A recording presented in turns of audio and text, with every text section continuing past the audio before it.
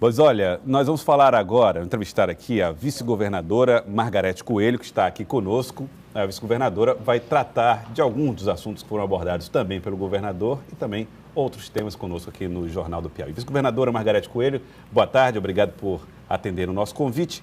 Gostaria de começar conversando com a senhora sobre esse índice de desenvolvimento humano perseguido pelo governador. Pois não. A senhora tem, além de tudo, trabalhado pela defesa da mulher que é vítima de violência. Foram mais de 60 casos registrados no ano passado. Como é que a senhora acha que o Piauí deve encarar a perseguição desse bom índice? Olha, nós temos alguns desafios enormes. Um deles, diminuir o nosso índice de analfabetismo. Nós pegamos um índice muito elevado, nós temos que baixar esse índice ainda. Nós temos ilhas de excelência, a nossa escola pública tem evoluído muito, mas nós precisamos avançar bastante ainda em baixar esse índice de analfabetismo. Temos que crescer e avançar bastante na questão do saneamento básico também. Então, são alguns desafios que são, vamos dizer assim, seculares, que nós precisamos reverter a questão da mortalidade materno-infantil também, nós precisamos baixar esses índices, né? Eu acho que a construção dessa nova maternidade, essa interiorização da saúde, enfim, nós temos as campanhas de vacinação cada vez mais eficientes e enfrentar também essa questão dos acidentes, né? Nós temos um índice muito elevado de acidentes fatais, acidentes que deixam sequelas graves, que nós precisamos avançar nisso. No índice, né? Isso tudo impacta nesse índice e são desafios enormes do estado do Piauí. Desafios que nós não estamos descuidados deles, mas que exige muita dedicação do governo. Além de dedicação, exige muito dinheiro, principalmente quando a senhora fala em infraestrutura, questão do saneamento, são obras caras. Como perseguir esse índice na dimensão que a senhora está falando, com esse desafio financeiro que é também enorme? O desafio financeiro é enorme, mas não só o estado do Piauí. Outro dia li no Globo, né, quase todos os estados, os estados, os entes públicos, quase todos estão sobrevivendo à custa de dinheiros, né, de empréstimos, de dinheiros vindos de fontes, né, de outras fontes que não sejam as fontes das arrecadações. É uma antecipação, né, dessas despesas que o Estado pode fazer. E, nesse sentido, o Piauí tem sido bastante eficaz. Nós temos uma capacidade de adquirir esses recursos, temos essa capacidade de endividamento ainda bastante elasticida e nós temos procurado, né, não só esses empréstimos que vêm, por exemplo, da Caixa Econômica no sentido de infraestrutura em termos de estrada, mas BNDES, Banco Mundial, do Banco Mundial, essa operação financeira que nós temos com o Banco Mundial, ela vem exatamente nesse sentido, porque ela se dedica, ela vem mais para a questão da diminuição da pobreza rural. Ataca diretamente esse problema. Ataca diretamente nesse problema e ataca também no empobrecimento das mulheres e na questão das doenças crônicas negligenciadas, né, que ainda tem muito no interior e que causa também um índice de mortalidade elevado. Então, essas operações financeiras, somadas a melhoramento da arrecadação, somado a um planejamento estratégico voltado para esses objetivos, eu tenho absoluta certeza que nós conseguiremos, né, dar passos bem mais largos, porque a gente precisa caminhar, mas a gente precisa caminhar mais rápido. O Piauí precisa que a gente caminhe mais rápido. Sim, e isso que eu queria tratar também, vice-governadora. A senhora falou aí a respeito de operações de crédito, do BNDES, do Banco Mundial, da Caixa Econômica, e fala-se em uma grande quantidade de recursos. Mas por que a percepção do piauiense é de que as coisas não melhoram ou melhoram devagar? Por que o piauiense não percebe a melhoria na mesma velocidade em que chegam esses empréstimos? Olha, esses empréstimos começaram a chegar agora, né? O do Banco Mundial é uma operação que leva um tempo enorme, né, para ser efetivado, enfim, o dinheiro liberado é uma demora enorme. Nós temos um catálogo enorme de exigências a cumprir, que o Estado do Piauí tem cumprido todas, e essas operações estão em andamento. A primeira parcela da Caixa Econômica já chegou, né?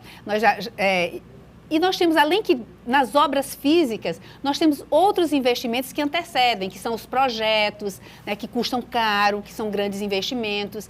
Nós temos também a questão do treinamento de pessoal, que também é caro e que também não aparece, porque a gente tem um mau viés, eu acho, de olhar sempre a ação pública por obras físicas. Se eu não vejo ali um amontoado de concreto, de tijolos ou de asfalto, eu acho que as obras não estão chegando. Mas essas obras, elas, às vezes, que são imateriais, elas melhoram mais rapidamente a vida das pessoas. Hoje, eu estou chegando agora de Corrente. Nós fomos lá anunciar a construção de um centro de estabilização no Hospital de Corrente, com 2 leitos. Veja, é quase que, a expressão não é bem exata, mas eu vou aqui caricaturar, é quase como uma semi-UTI, uma pequena UTI, no sentido de que o paciente chegue, ele é bem recebido, ele é estabilizado, e o profissional, depois que vai receber esse paciente, já o recebe numa situação mais adequada, mais confortável, já com aquele primeiro atendimento já encaminhado. Isso vai melhorar a qualidade de vida, vai diminuir os índices de mortalidade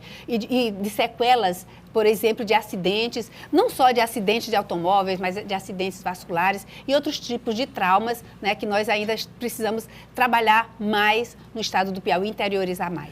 Vice-governadora Margarete Coelho, a gente perguntou de manhã ao governador Wellington Dias qual a marca que ele queria apresentar este ano, que é o último ano desse terceiro mandato dele, qual a marca que ele gostaria de apresentar, por exemplo, ao eleitor no próximo semestre. Qual é a marca que a senhora enxerga como fundamental desse governo?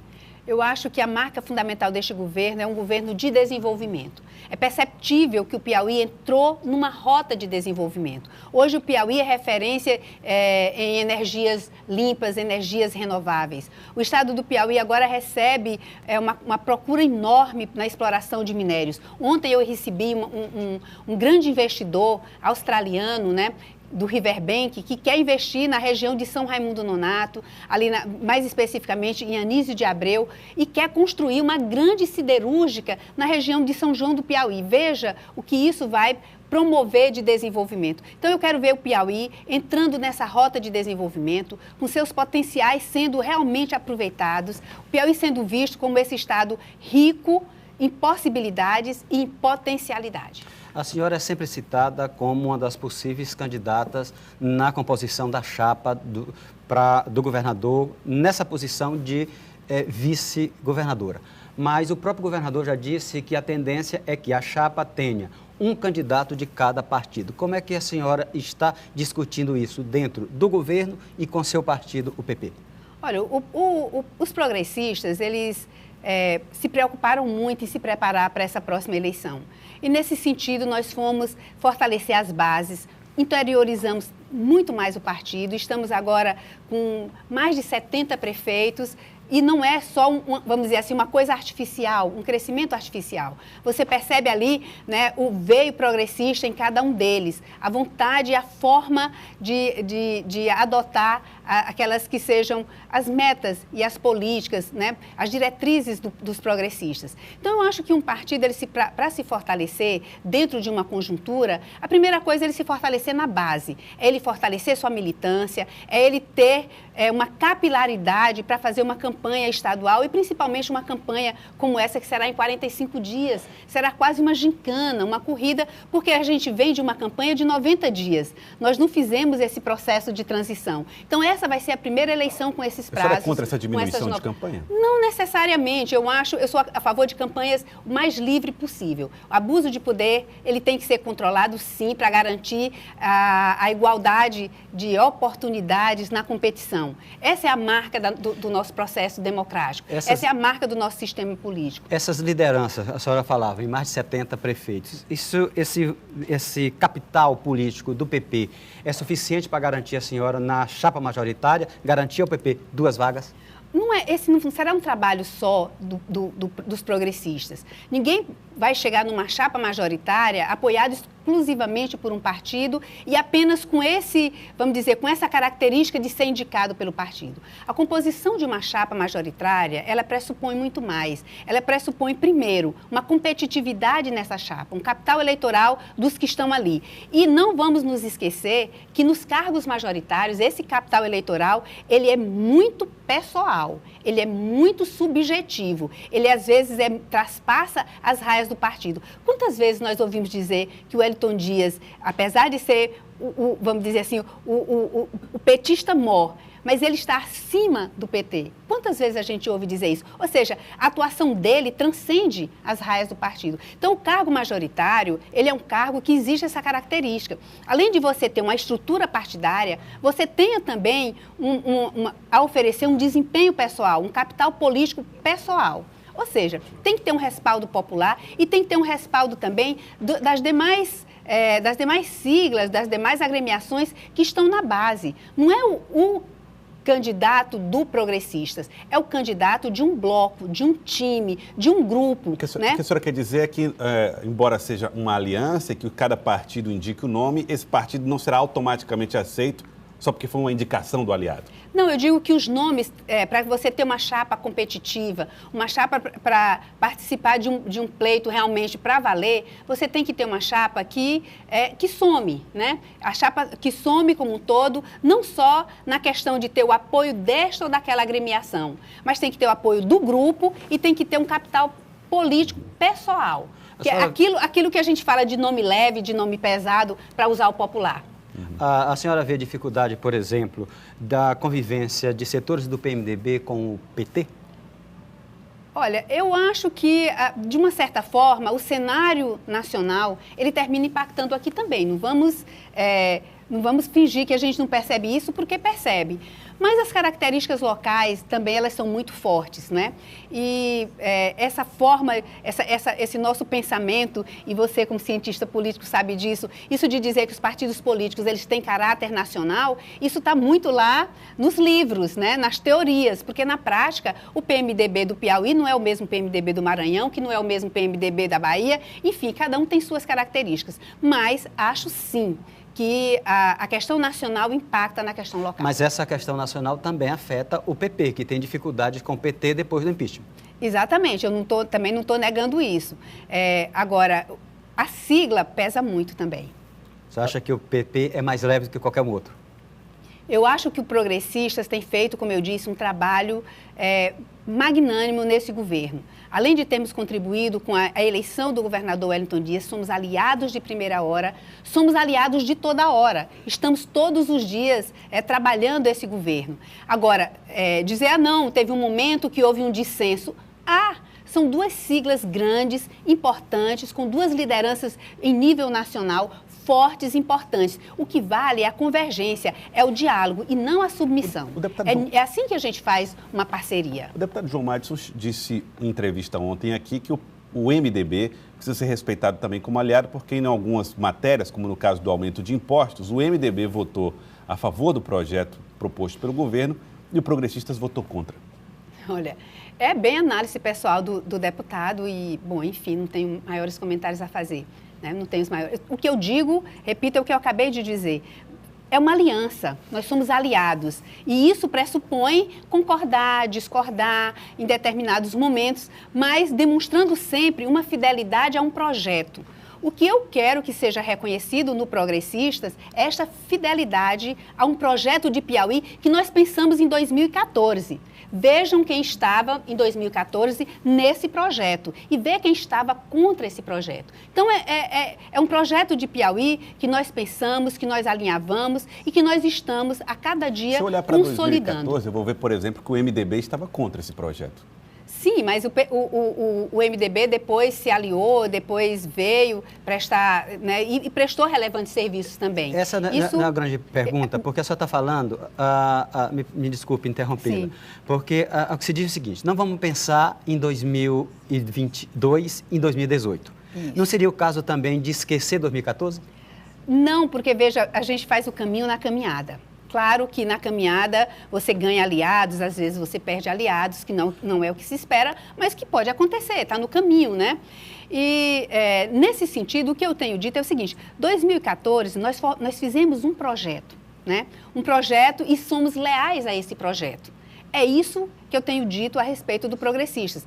assumimos um projeto, trabalhamos por ele e queremos, esse projeto precisa se consolidar, ele precisa ter uma continuidade, é garantir essa continuidade, essa fidelidade a esse projeto que eu acho que o progressista tem demonstrado de forma muito clara, muito veemente, eu acho que fora de qualquer dúvida. Mas também não vou comentar opiniões no sentido contrário, enfim, eu respeito. Há quem acredite que a base aliada seja grande demais e que haverá inevitável separação.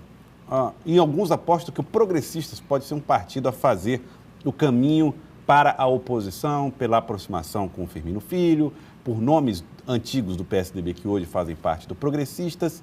Essa leitura é uma leitura correta? É possível que isso aconteça? Do ponto de vista do Progressistas, esse não é um cenário esperado. Né? Nós confiamos plenamente nessa coligação que fizemos, nesse alinhamento, né, de intenções que nós fizemos em 2014 e nós não esperamos termos motivos para desistir desse projeto, né, de maneira nenhuma. O que nós estamos trabalhando é em favor dele a cada dia mais e consolidar esse projeto. E entre o governador Wellington Dias e o senador Ciro, tem tido sempre uma conversa muito franca, muito direta. Todos sabem, nós sentamos à mesa, os progressistas e os petistas, alinhamos os pontos, conversamos, colocamos todas as pautas sobre a mesa. É esse tipo de relação sincera, esse tipo de relação fraterna, esse tipo de relação respeitosa que nós nos baseamos, é nela que nós nos baseamos para projetar, né, o pleito de 2020. É esse patamar. É disso que eu falo quando falo de 2014. Quando o PP pede uma segunda vaga na chapa, o progressista pede uma segunda vaga na chapa, além da de Ciro, a da senhora, a de vice, o PT também pede uma segunda vaga na chapa. É possível fazer uma chapa competitiva reduzindo 4 lugares a 2 partidos? Olha, eu vou voltar àquele ponto que a gente falava antes. Primeiro, eu acho que chapa majoritária, ela é muito personalíssima. Ela depende muito da figura que está ali representando, de quem vai fazer o discurso, de quem vai fazer o voto, de quem vai pedir o voto, de quem está personalizando o projeto. É diferente da chapa proporcional, em que as legendas, enfim, há toda uma discussão em torno da proporcionalidade da representação. A chapa majoritária ela é muito personalíssima, ela é muito subjetiva. E eu não acho que a única forma de você participar de um governo ou de um projeto desse seja estar na chapa. Nós temos outras formas de se participar dos governos em secretarias, né, representando projetos, representando programas desse governo, às vezes até com muito mais possibilidades, um campo de ação muito mais aberto do que está simplesmente na chapa majoritária. Então, o Progressistas não está reivindicando nada além do que já tem. Nós não queremos um espaço que nós conquistamos, com nossa militância, na rua, pedindo votos, fazendo campanha sem palanque, fazendo campanha olhando para as pessoas e se comprometendo pessoalmente. Então, é esse o espaço que nós conquistamos, que nós queremos preservar. Eu queria agradecê-la, vice-governadora Margarete Coelho. Muito obrigado pela participação conosco no Jornal do Piauí. Eu agradeço a oportunidade mais uma vez, um prazer enorme estar aqui com vocês. Muito obrigado.